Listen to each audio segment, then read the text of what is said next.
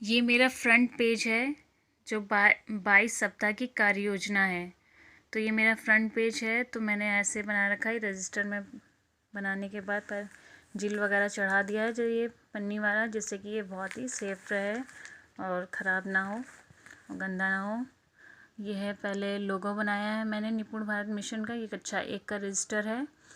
22 सप्ताह की कार्य योजना है। ये विद्यालय का नाम है। ये मेरे ब्लॉक व उन्नाव, ये मेरा नाम है। ये मैंने इसको बाकायदा अच्छे से सजा के बनाया है, जिससे कि देखने में सुंदर लगे और अट्रैक्ट हो, कोई भी देखे तो उनको पसंद आए। चलिए आगे बढ़ते हैं। चलिए जल्दी से आगे बढ़ते हैं। निपुण विद्यालय कार्य योजना।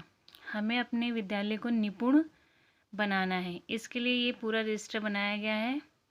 तो ये मेरे स्कूल का नाम है, प्राथमिक विद्यालय भिखारीपुर कस्बा, न्याय पंचायत है मदार नगर, विकास क्षेत्र है बांगरमू, जनपद है उन्नाव। ये मेरे यूडाइस कोड है स्कूल का, जो हमारे न्याय पंचायत का। ये मेरा नाम है और ये लोगो है। तो ये ऐसे देखने में ऐसा लगता है।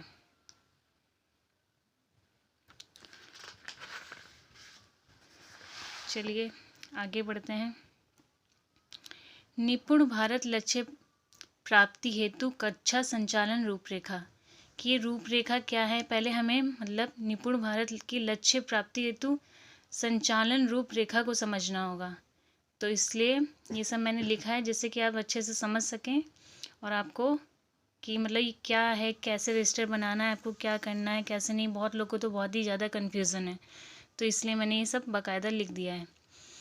तो निपुण भारत लक्ष्य प्राप्ति हेतु वर्तमान में विभाग द्वारा उपलब्ध कराई जा रही साप्ताहिक शिक्षक संदर्शिकाओं में बताए दिशा निर्देशों व समय विभाजन के अनुसार विद्यालय में कक्षाओं का संचालन। मतलब आपको ये सब रजिस्टर बनाने से पहले शिक्षक संदर्शिका जो आपको मिली है, तो उसको बाकायदा पढ़ना है। अगर आप उसको पढ़ लेंगे तो आपको कोई भी प्रॉब्लम नहीं होगी रजिस्टर बनाने में और ये सब समझने में। मगर ट्रेनिंग हमारी हुई है, बाकायदा अच्छे से ट्रेनिंग हुई है, तो इसमें कोई दो राय नहीं है कि हमको कुछ समझ में नहीं आया। हमको सब अच्छे से पता ही है। शिक्षक संदर्शिका के अनुसार कक्षा समय विभाजन की समय विभाजन कैसे करना है, कैसे क्या करना नहीं करना है, ये सब लिखा है। निपुण भारत लक्ष्य की प्राप्ति हेतु शिक्षक संदर्शिकाओं में भाषा व गणित विषय का समय विभाजन करते हुए दक्षताएं निर्धारित की गई हैं। दक्षताएं प्राप्ति हेतु कालांश व भाषा समय विभाजन, मतलब कि हमें जो ये शिक्षक संदर्शिका में सबसे ज़्यादा हमें 2 सब्जेक्ट पे जोर देना है, मतलब भाषा और गणित पर। अगर हमारी मतलब बच्चों का जो बेस है, मतलब भाषा और गणित, इनको मजबूत करना है।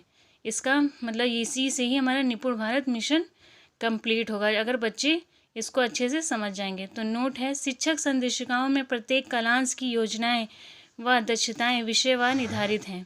मतलब विषयवार, विषय के अनुसार प्रत्येक कालांश को निर्धारित किया गया है। बहुत ही अच्छे से उसमें शिक्षक संदर्शिका में समझाया गया। आप एक बार पढ़ के देखिएगा, आपको बहुत ही ज़्यादा मज़ा आएगी। इसके अनुसार कार्य करना है, मतलब शिक्षक हमें कुछ अपने एक्स्ट्रा कुछ करना ही नहीं है। शिक्षक संदर्शिका में टोटल सब कुछ दे रखा है, कैसे क्या आपको करना है। अपनी तरफ से आपको ज़्यादा दिमाग और मेहनत करने की ज़रूरत ही नहीं है। सब कुछ उसमें बाकायदा पूरा लिखा हुआ है। तो ये आगे बढ़ते हैं हम आगे। ये ऐसे दिखता है निपुण भारत मिशन। तो अब निपुण भारत मिशन का आगे बढ़ते हैं। ये हमारा NIPUN, ये इसकी इंग्लिश में फुल फॉर्म है। अच्छे से पढ़ लीजिए और एक जगह नोट डाउन कर सकते हैं आप लोग। फिर ये है इसका हिंदी में, आधारभूत साक्षरता और गणना में प्रवीणता के लिए राष्ट्रीय पहल। फिर आगे है निपुण भारत मिशन का उद्देश्य क्या है। उद्देश्य है सन 2026 से 27 तक बाल वाटिका से कक्षा 3 तक के 100% बच्चों में मूलभूत साक्षरता एवं संख्या ज्ञान प्राप्त कराना है। मतलब जो हमारा निपुण भारत मिशन का मेन उद्देश्य है बाल वाटिका से कक्षा 3 तक का, कि इनके जो बेस है हमें बहुत ही ज़्यादा मजबूत कर देना है, जो ये आगे जब जाएं तो इनको कोई भी ज़्यादा दिक्कत या प्रॉब्लम समझने में या पढ़ने में या भी कुछ भी करने में ना हो। इसलिए बाल वाटिका से कक्षा 3 तक विशेष ध्यान जोर दिया गया है। निपुण भारत मिशन योजना 3 वर्ष से 9 वर्ष तक के बच्चों के लिए, मतलब जो 3 वर्ष में मतलब बच्चे कौन होंगे, प्री स्कूल, मतलब जो 3 वर्ष से हमें प्री स्कूल, बाल वाटिका 1, प्री स्कूल 2 जो है, प्री स्कूल 1 में है उम्र 3 से 4 वर्ष, प्री स्कूल 2 में है 4 से 5 वर्ष, बाल वाटिका में है 5 से 6 वर्ष, कक्षा 1 में है 5 से 7 वर्ष, कक्षा 2 में है 7 से 8 वर्ष, कक्षा 3 में है 8 से 9 वर्ष। ये आप मतलब लिख सकते हैं और बाकायदा ऐसे ही रजिस्टर आप बनाने की कोशिश करिएगा। अगर अच्छा लगे तो बना सकते हैं। आगे बढ़ते हैं।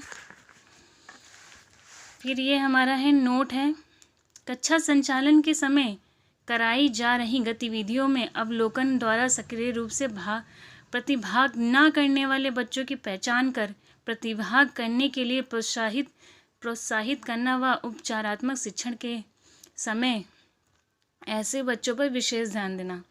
मतलब कि हमें जब ये भी संचालन कक्षा को अपने संचालन करेंगे, कालांशों को मतलब गतिविधियाँ ये सब करवाएंगे, कार्यपत्र वगैरह, तो जो कुछ बच्चे ऐसे भी होते हैं जो हमारे बहुत ही ज़्यादा स्पेशल होते हैं, जो अपने मतलब पढ़ाई पर नहीं ध्यान देते हैं, तो हम उन्हें उन पे ध्यान देकर, विशेष ध्यान देकर उन्हें प्रोत्साहित करेंगे कि बेटा आप ऐसा करोगे तो हम आपको कुछ चीज़ देंगे, ये वो ऐसे प्रोत्साहित करेंगे। तथा अगर वो नहीं कर पा रहे तो उनका उपचारात्मक शिक्षण देने की पूरी कोशिश करेंगे, जिससे कि वो भी बच्चा और बच्चों की तरह आगे बढ़ पाए।